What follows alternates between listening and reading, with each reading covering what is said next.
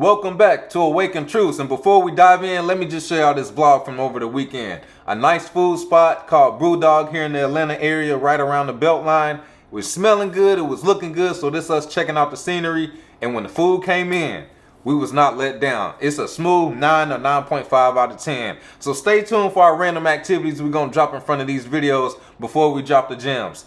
Tap in, and here's another episode of Awaken Truths.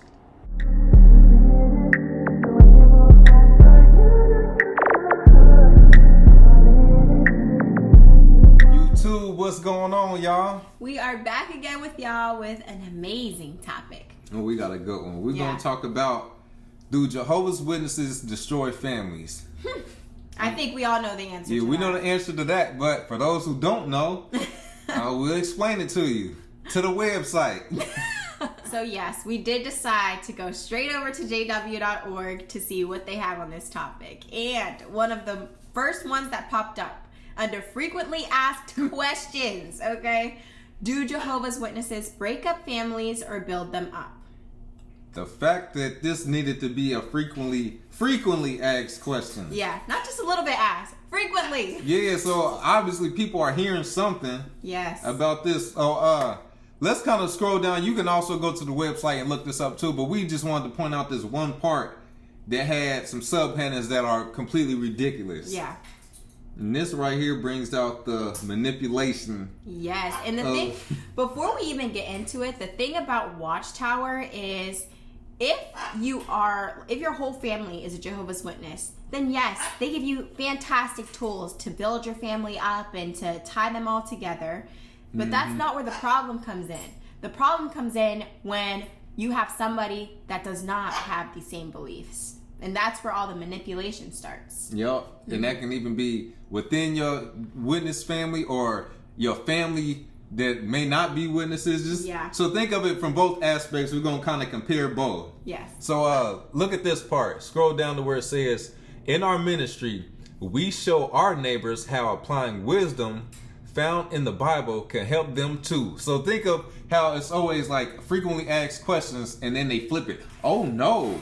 We're not like that. Instead, we have all of these tools to help.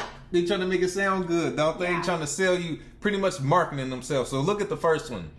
Help them to select a marriage mate wisely. Now, we're going to go back and forth with it. All right, you talking to somebody at the door. How are you going to help this person at the door select a marriage mate when you feel like anybody who's not a Jehovah's Witness is a bad person? Exactly. Or shouldn't be a marriage mate. And then whenever you flip it and you go within the organization, back in the day, if a brother had a beard or something, boom, he automatically spirituality was off and he doesn't have enough service hours. Those were all things that were very much a part of the custom and culture. Yep. He doesn't have a title. Oh, he's probably not good enough. Don't forget, he has to be your spiritual head. Yep. So how are they giving this advice? Are they tweaking the advice depending on the person? Mm-hmm. You know what I'm saying? Like, there's no way. There's no way this can work out with this so-called advice. It doesn't work. Mm-hmm. Or even, the next one, surviving the first year of marriage. Right. These people are not counselors. Yeah. These are a bunch of people working for a company. Yeah. Just trying to tell people what to do with their life. Then, how to deal with in-laws. All right, so how do the rules apply if you're talking to somebody at the door, how to deal with their in-laws versus now you're talking to a Jehovah's Witness and they in-laws disfellowship? Not supposed to be talking to them. Yeah, so are you telling somebody at the door, make sure you don't talk to someone? No, you're telling them the exact opposite. Be peaceful, communicate, spend time. Yeah. Now all of a sudden the rules kind of change, at the Kingdom Hall. They definitely change. If the in-laws disfellowship, there shouldn't be any communication. There's none because of that. Then you're blocking their path back to Jehovah. Yeah, now you're making their punishment easy. Yeah. Oh, this next one is hilarious. They got some nerve for this one. How to do what? Manage money. First of all, these people convince all of their followers to struggle. Yep. They make the struggle good. The Bethelites. Yes. They not up there making a good living or able to have the skills, so once they go into the real world, now they got a 401k. No, you left with nothing. They've shown this before. We've literally had somebody message us, and he told us how back before, like, he had gotten this job and they told him, oh, you know, you're not going to need the benefits because, you know, the new system is about to come. He said he's about 1 year away from being able to retire now. But that's how they teach you. Like, go back and talk to everybody in 1975 and see how they feel. That's sad. Because the whole culture of what they used to say was like, the new system is coming, the new system is right around the corner, and they still say that, you know? So you don't have to think about your future. As a matter of fact, just leave all of your future assets to us. So many people then gave up their house once they died, or their whole bank account to this organization, and they just, all right, thank you. They taking your little pennies and dropping it in this big old wheelbarrow of money. Like, y'all, thank you for that. Anyways, not even saying thank you. Honestly, they just taking it. Let's see how to stop arguing. Now, what if you're the source of all of the arguments? Because you are part of this cult. Right. You know what I mean? Learn how to forgive. Let me sit up in a chair on this one. Disfellowshipping people. You got a person that feels terrible about something, and they come and they ask for help.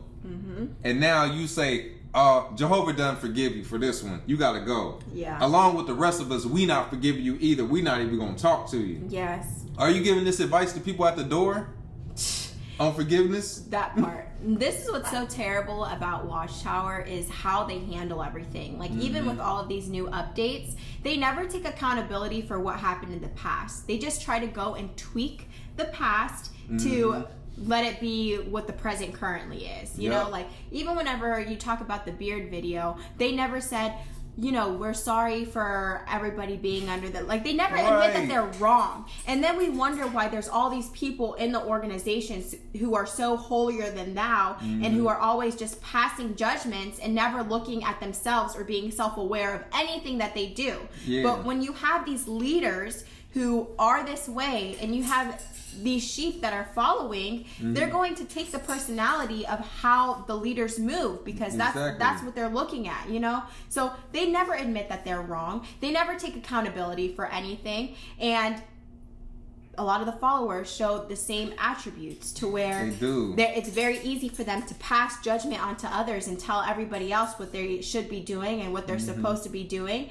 But they don't ever look at themselves and say, you know, maybe I shouldn't be passing so much judgment, being that I'm not God. You know what? It makes sense that they wouldn't apologize, because, you know, they can paint the picture of, you know, we're not perfect. That's easy to say. Everybody can say I'm not perfect. Yeah. But to be like, hey, I'm sorry. Live in that. To actually say, I'm sorry for this. Yes. I shouldn't have said this. I shouldn't have done this. We went wrong. Because then, all right, even in the back of people's subconscious mind, Jehovah's Witnesses, the governing body's not perfect, but if they actually took the time to say, we did this wrong, now the witnesses are like, that's a slight chance of them waking up. Yeah, so because they can't admit to wrongdoing. Yeah, they can't admit, you know, just up front, hey, we taught y'all this, but that was wrong.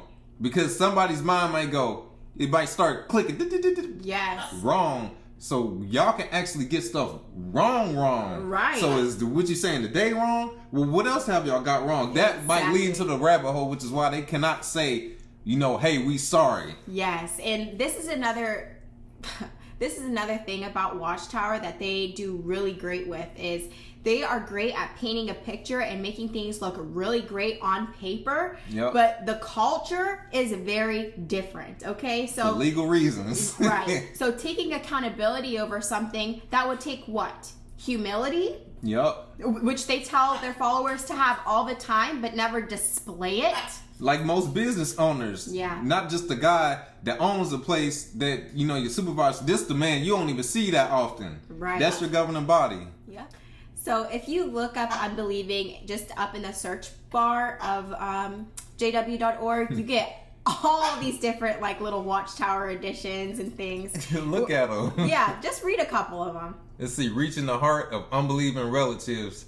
This is a lot of, and look at the years on them too. We're going to read the years. Then you have, you know, do not yoke yourself with unbelievers. That was in 89. What if I fall for an unbeliever? 94.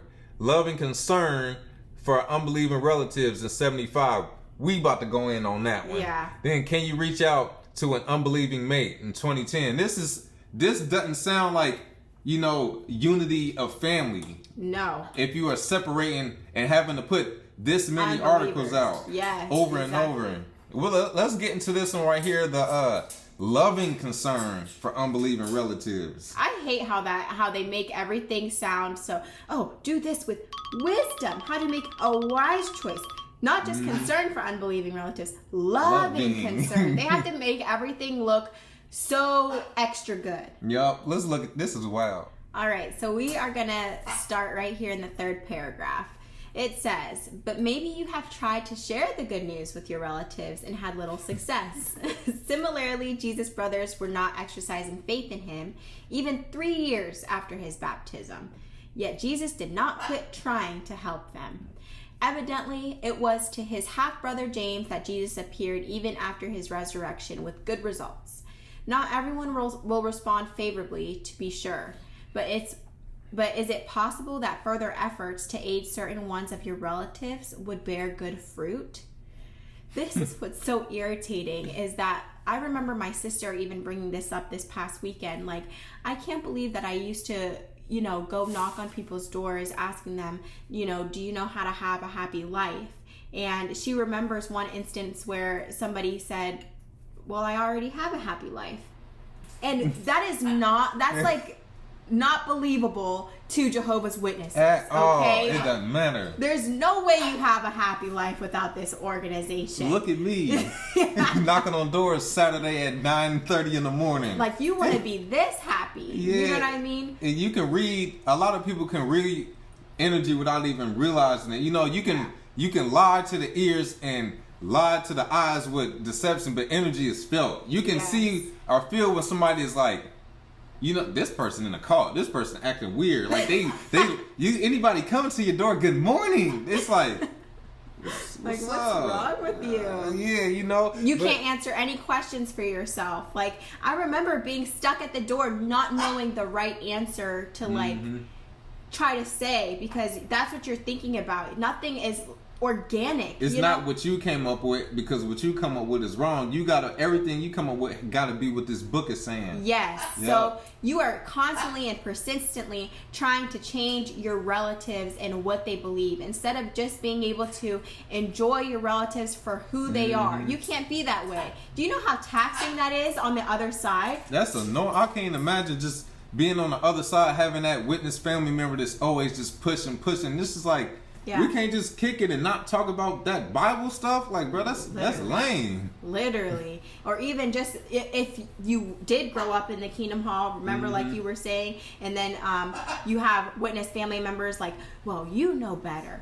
You know what you're supposed to be doing. Nobody wants somebody like that around them all the That's time. not bringing family unity at all. Right. Paragraph 4, it says, there are many ways to go about it. Letters can be written. Personal visits might be made. Pause for a second. These personal visits being made on this is so manipulative, because think about you at the house chilling and your cousin come over. Oh, what up, cuz? Yeah. Little do you know they got hidden agendas. I ain't just coming over here to say what's up to you. I'm trying to convert you to this religion. Right. Back into the paragraph. Making available the society's literature that discusses points of interest to them is beneficial. Gift subscriptions for, look how they abbreviated the words. Italicize it. Yeah, the Watchtower and the Awake could be sent. Sometimes direct Bible discussions are what are needed. On the other hand, in dealing with an unbelieving husband, the Apostle Peter recommended not a lot of arguments to prove that he is wrong, but fine conduct together with deep respect on the part of the wife. See, we've touched this on another video before, because I truly feel like Watchtower targets certain groups of people. They target women, and they target like poor people or people that are in poverty, okay? Yep. So the way that they target women are always just, in our nature, we're more accepting to things, okay? So if you have an unbelieving mate or something, usually it's the husband that's unbelieving. Yep. And they make sure to get in through the wife. That is facts. It's true. And they teach you to be like submissive. If you know anything about male and female dynamics, then you already know that, like, okay, men usually want a more submissive partner, you know, exactly.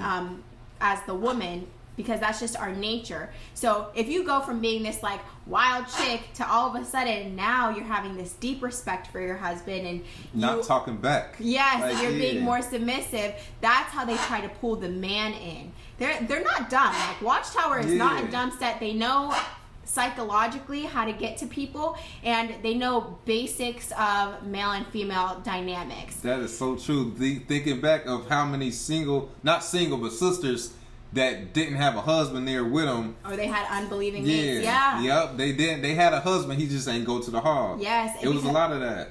Another thing that like women are super attracted to is the community within the organization. Yeah. So you have this like big community all of a sudden, and we like to be around people. We like to be surrounded by people that we think that are good, and being part of something that feels united. Yeah. Men are different. You know, they don't so much mind having to be part of a large community. Like a lot of them are just okay with having a few people that are solid and that are in their space, and that's their community. Yeah, you got women your career, want more. career and hobbies. Like that's pretty simple. You don't need the extra stuff. But this is this is another display of how they break up families. Yeah. You know, you're being told, you know, that's not just your husband, that's your unbelieving mate. Yes. Just the term of that, the terminology, or even on the other side, you know, your unbelieving, you know, wife, things like that. Your wife is looked at as weak. Your husband is looked at as weak versus these spiritual people at this congregation. And subconsciously, you are looking at your partner as less than. No matter how, what they do in any other aspects of y'all's marriage, this person is less than you. Yeah. God is not pleased with this person's life. This person is not going to make it into the new system like you are. Right. It's almost even worse if you're a husband and you have an unbelieving wife. I didn't see that very often. I'm trying to think of like personal experiences where I saw that. We had an elder like that, but not many. But even with them, they'll tell them, you know, you have to lead the family. You have to be the spiritual leader, and you know, they use words like that to try to like rope you in and get the other mate to start believing. Yep, they do that. First of all, I wanted to say too, in paragraph 4, just look at how they promote themselves. They make sure to say gift subscriptions for the Watchtower and Awake. Most importantly, get it to your cousin. Right. Yeah. Next, we're going to get into paragraph 5. This is where it get interesting. Baby, you want to read this one? Sure. So it says, in like manner, when other publishers visit the home, in some cases, it's better not to start preaching, but just to be friendly, to get acquainted. It may be possible to relate experiences without making the other person feel that he is being preached to. Of course, if questions are asked, answer them. Use discernment, and when you feel it's appropriate, whether on the first visit or later, offer the study regularly with the unbeliever. The manipulation. Also, let's go back into the beginning part. What is it? In some cases, it is better not to start preaching, but just to be friendly. Get acquainted. We talked about this before. We did, didn't we? Yes, of the manipulation that they use and how they rope people in just by that way. Oh, be friendly first. You know, when you go up to the door, you're like looking around, looking to see if they have kids, like if they have any toys outside. Yeah. Oh, I see you have toys outside. You have kids? And then they use something like that to get into the study or whatever. We have videos for children. Yeah, like things like that. And it's supposed to come off like you are just bringing up conversation, but you're really plotting the whole time. And we, like you said before, put yourself on the inside of the household, as they call the one inside the house. You chilling, watching TV. Somebody knock on the door. Oh, what up? Yes, we're talking to your neighbors, sharing Bible knowledge. Can we share scripture? Okay. They read it. Oh, we're offering this magazine. Is it okay if we leave this with you? Yeah. Oh, is it alright if we come back next week and see what you thought about it? Alright. Yeah. Done deal. You back watching TV. Little do you know, these people are outside. His name was so-and-so. Yep. He was interested in this Awake. He has kids. He's a return visit. He seemed interested. Possibly I could start a study with this person. This person, they are manipulating you instead of just being knock on the door. Excuse me. You want a Bible study to become a Jehovah's Witness? No, ain't nobody about to say. Even if you ask, hey man, you know I ain't trying to convert. Oh no, we're not trying to convert anyone. We're sharing Bible knowledge. As a matter of fact, if you have your own Bible, bring it out. That's fun. That's great that you have your own religion. Yeah. This stuff is clear manipulation. There's no other way to put this. If you they can't sneak in there. Yeah, there's no way to justify this stuff and act like you're not trying to purposely convert somebody. Even your family. That's the worst part. This is people you're supposed to be able to keep it real with. This is your family, and you're gonna go and try to manipulate them and we're just gonna share. Have you read this? Like, come on now. Who wants a family member like that? And just like it said earlier in the paragraph, like Jesus tried multiple times, even 3 years after his baptism. So it's telling you, like, you need to keep trying. You need to keep being persistent. And you can't just appreciate your relatives' like company and just be that way and be content with the fact that they have their own beliefs and they are happy with them. Happiness don't exist outside the kingdom hall. This is like that green eggs and ham book where it's like, you want green eggs and ham? No. Yeah. On the box with the fox and on the train in the rain with a goat in the boat. It's like, you know what I'm saying? They're gonna keep pushing until you finally be like, all right, I'll take the green eggs and ham. Yeah. They do not take no for an answer. No, and a lot of it has to do with the subconscious fear that, you're lovingly waking them up because you have a loving concern that they're not going to make it to paradise. Yep. Okay, that's where all of this stems from. And even we were noticing whenever we first went on jw.org, like the homepage, Look at this. It is just so. Look at it, like it's so dark. It looks gloomy. 2023, the year of anxiety, like. Anxious for who? You know what I mean? Not everybody in 2023 was anxious, Some people had a great year. Yeah, some people had amazing years. But it's the subconscious fear that they instill into you. And I'll never forget how I felt as a Jehovah's Witness in constant fear of like, oh my gosh, the new system is about to come. Oh my gosh, like you're anxious. You're like a walking just ball of anxiety. For real. Always worried about something. Yes, all the fear mongering that comes with it, the pictures, the images, of what you think that the new system is going to be, and all of your family who's not Jehovah's Witnesses not being able to make it. And up until this annual meeting, before people couldn't even become a Jehovah's Witness during the days of Armageddon or whatever.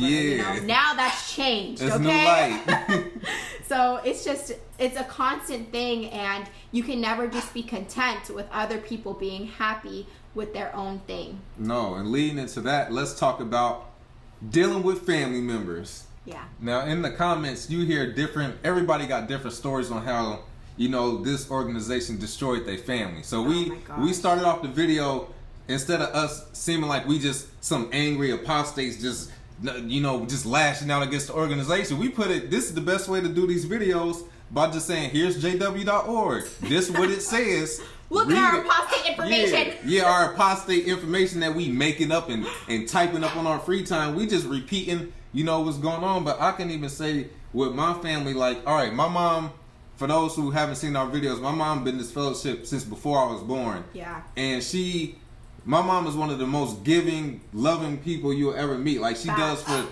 Matter of fact, my mom being this fellowship took care of my grandmother when she was battling cancer more than her siblings, and all those are witnesses. My one aunt, super spiritual witness, pioneer, all of that. She moved to Florida, so she wasn't able to do as much.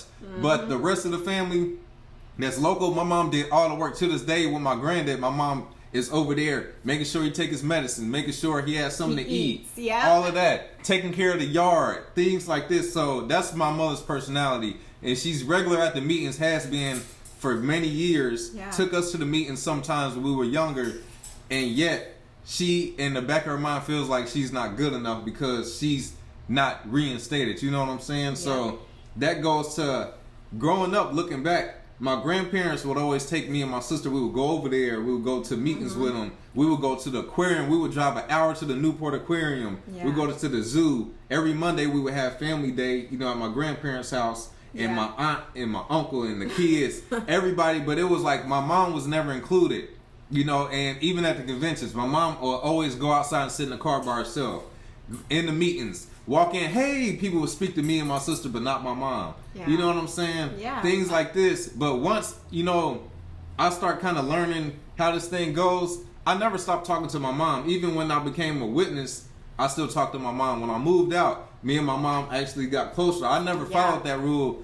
And here we are now in the future, you know, with me being woke, my mom still, we respect each other's beliefs. We still are close. My sister thankfully never got baptized. Right. She's regular at the meetings and stuff, but she lives her life. And this became, after my grandmother passed, our family kind of split into sections now. Like the witness family, and my sister still keeps in touch with them. And then it's like me, my mom, and our so-called worldly family that we always had. Like we kick it even more. Yeah, and they're so much fun. Yeah, they're so much fun. But this, I can speak personally, this stuff destroys families because my mom could have went out of town with us into the aquarium growing up, into the zoo, into a family day for. My mom would cook dinner for family day, but wasn't invited. That's messed up. You know what I'm saying? Like stuff like that. This stuff splits up families. It splits up families, and I feel for the people who had a disfellowship family member that passed away, and later on they woke up and realized I didn't spend those last years with my family member all over a lie.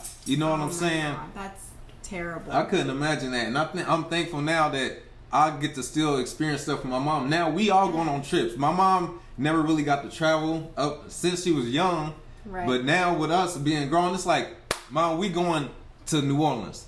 We're doing a family trip to Vegas with our rest of our family. Mom, you going. Here's your ticket. You are going. We about to have these experiences because this stuff destroyed our family growing up. And it's still it separates you. It makes you feel so isolated, like on the other hand, you know what I mean? And constantly being exposed to something like that whenever the whole family is witnesses and having these experience, all of them are having the experience together, and there you are by yourself. Like, you know what I mean? Like, that is very isolating. It is. Like, how does that make a person feel? But thankfully, you know, we are still here. Hopefully my mom wakes up one day and stumbles across this information or something, because something in the back of her mind subconsciously, she doesn't realize it, but I know something in her knows something ain't right, because she hasn't been reinstated or tried to for all these years, but she goes to all the meetings, still believes in it. My sister, same thing. Like, she lives her own life.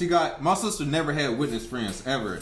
The witness kids was weird, and she never could make friends with them. So she got her high school friends from, you know, back when she was in school that she still hang with, which she's allowed to do. And this is, you know, kind of how these things break up families. Even up to us making these videos, my aunt came across these, and it was time to have a long overdue talk. You know, why are you attacking us? And I told her straight up, you never accepted me for myself. And witnesses feel like, you know, they're doing the right thing. And I was respectful enough to be like, I understand how you feel because you feel like you're doing the right thing. But in reality, you're not. You know, I don't believe this. And I'm like, you don't accept me for me. And she proceeds, yes, I do. I always have. I'm like, you made me cut my braids off to be in your wedding when I was a kid. He never forgot about that. Kids don't forget stuff. Like, when you do certain stuff to kids that really hurt their feelings, like, they don't forget that stuff. Yeah, because you were like, well, I'm not going to go then. I'd rather have my braids than to go. And they were like, no, you're cutting them off. Like little stuff like that, you feel like, oh, they get over it. Everybody got stuff from their childhood the family members did, and you like, not like that. Once you become an adult, you become an adult and think like, oh, you know, you gonna understand when you get older. No, you don't understand. You like, no, that wasn't cool. But even, you know, into the thing with my aunt, I specifically told her, I always had to be something I'm not for y'all to accept me.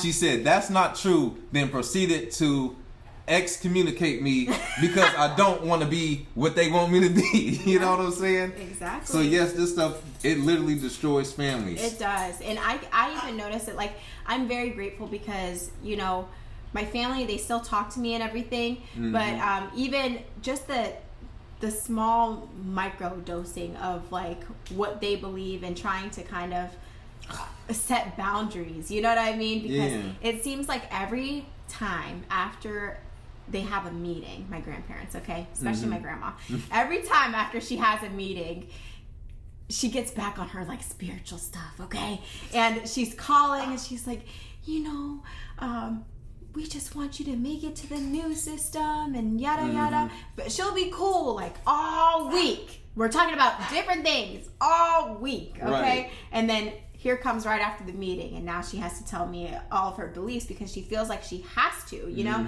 And she battles within herself. She's from Bolivia, okay? So Bolivia has a lot of like, they're rooted in something different, okay? Like my family has a very interesting history. I can't get into everything, but they just have a very interesting history. And my grandma goes against that history, but still it's like her core. It's her core beliefs that she's not supposed to be believing in because she's a Jehovah's Witness. So she's constantly in like fighting herself. Yeah, she's constantly fighting herself and trying to, you know, go with this, but also she believes this, you know? It's tough, but this is what this stuff does to family members. And there's people in the comments that drop stories that's 10 times worse than ours. They're like terrible. Like thankfully I got a mom and sister to talk to. Like the rest of my family, and my one aunt, she was disfellowshipped 3 times on and off, but she was the cool aunt. Yeah. To this day, like we still talk, even though, you know, that's her beliefs, but we can respect each other's beliefs, unlike the rest of the family. Right. And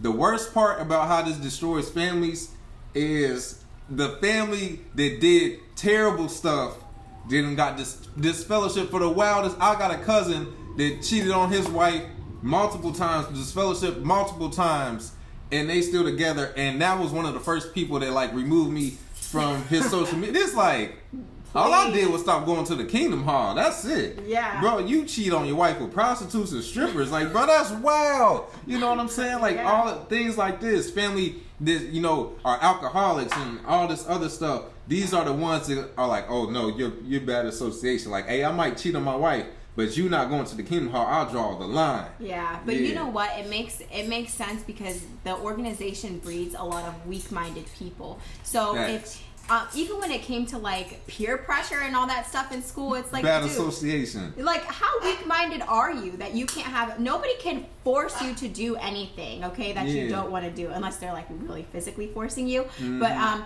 if you decide to take a drug from somebody, that is your decision. It's not because of their peer pressure and because of the bad association. It's because something in you wanted to do that. You know, a funnier point as far as peer pressure, the fact that they are so overboard about this peer pressure, like stay away from worldly people because they'll try to get you to do drugs. What do you think worldly people are telling their kids? Not to hang with nobody because everybody on drugs?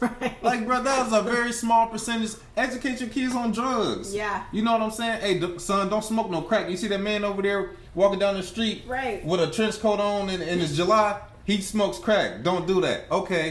Things like that. But they make it seem like the world, like it's just a bunch of monsters just trying to prowl on you like this. Like everybody, like, bro, you are Jehovah's Witnesses. A lot of these people are weird. A lot of people don't want to be your friend. Like, and this is for the weird witnesses. Like, they make it seem like everybody just wants to, you know what I'm saying? Like, wants to attack you. And the truth is, like, even people who are worldly or don't believe in this organization, like, they're the same way. They don't want their kids getting into, nobody wants their kids getting into crazy stuff. Right. Okay, so that's like, that's not something that's just specific to Jehovah's Witnesses, but that's how they make you feel, is that everybody on the outside has an agenda for you, and nobody's paying you any mind. You know, oh, what, you know, the end of the world, the military coming to get us.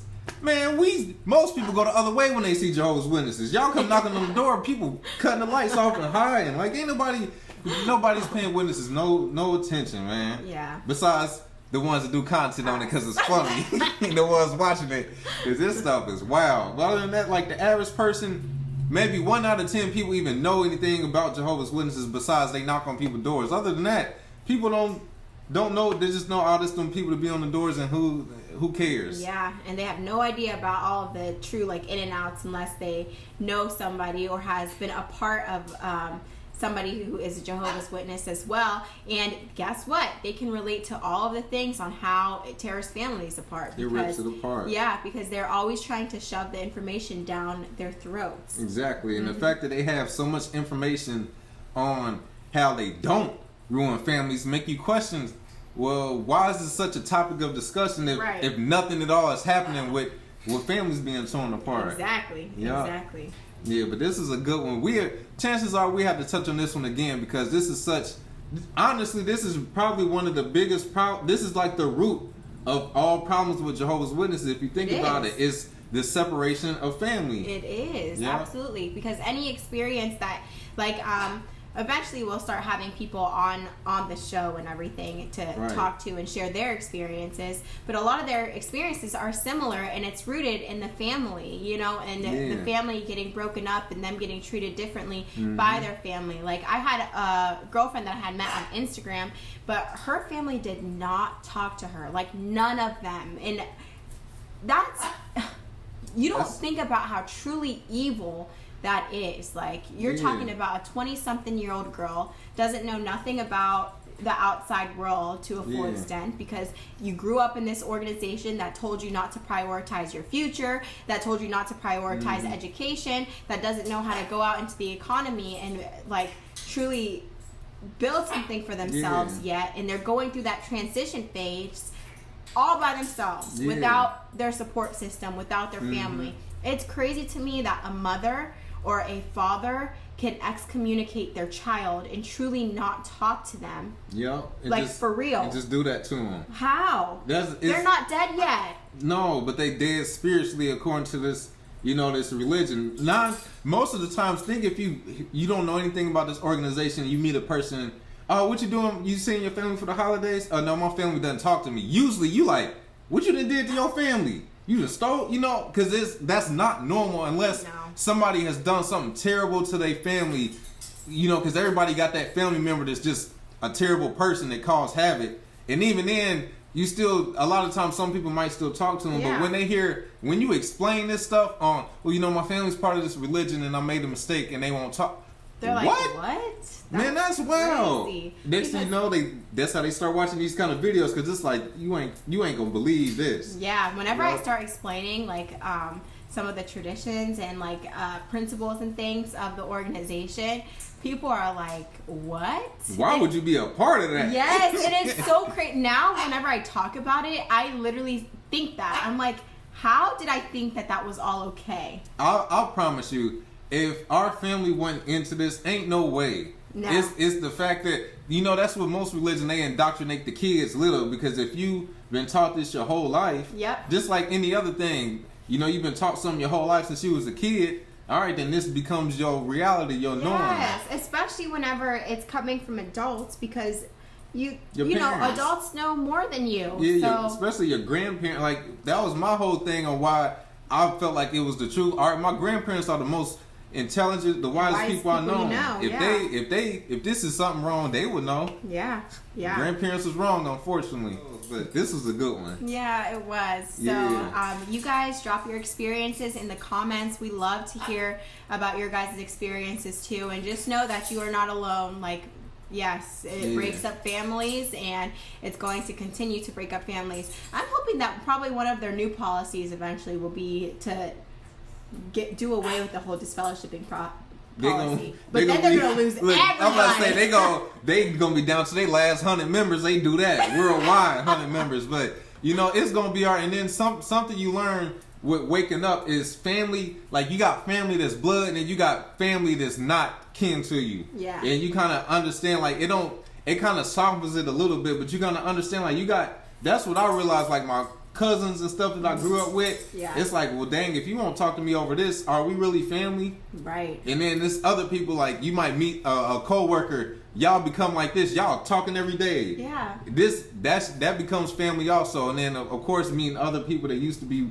you know, in this cult. Exactly. We can all still, at least, we can relate to something on the same plane. Yes, because nobody truly understands. Like, no outsider truly understands, like, the torment. It's so much to explain. It's years of indoctrination. It's so much to explain to an outsider. And whenever you do, it's like, they look at you kind of crazy. Like, are you for real? Yeah, and they still can't relate to, you know, just even small things that people mention, like, yeah, remember we used to have the Wednesday? Oh, yeah, we did used to have the Wednesday. Little things like that that we relate to, but... Yeah, it's a lot. But we, by the way, new Instagram, we done said it before, Awaken Truths IG right there on the screen. Make sure y'all follow us on there. Hit us up for questions. We'll be dropping polls, you know, with different topics on, you know, what you think we should drop next. So that's coming too. Yes, for sure. And don't forget to like, comment, and subscribe. We'll catch y'all on the next one. Peace.